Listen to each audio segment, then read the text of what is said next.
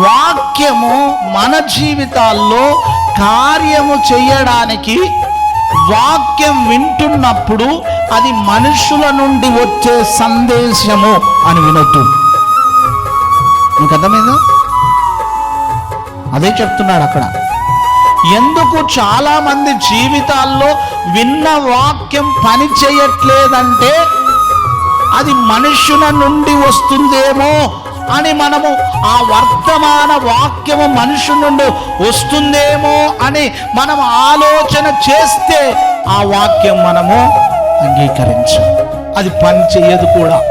ప్రతి బిడ్డ కూడా వాక్యము దేవుని యొద్ద నుండి వస్తుంది అనే అంగీకరిస్తున్నారు. చప్పట్లు కొడదాం. దాన్ని బట్టి నేను దేవుని స్తుతిస్తున్నాను. అందుకే సరి చేసుకోగలుగుతున్నాం, అందుకే ముందుకెళ్ళగలుగుతున్నాం, అందుకే సంఘం అభివృద్ధి చెందుతుంది, అందుకే సంఘంలో కార్యాలు జరుగుతున్నాయి.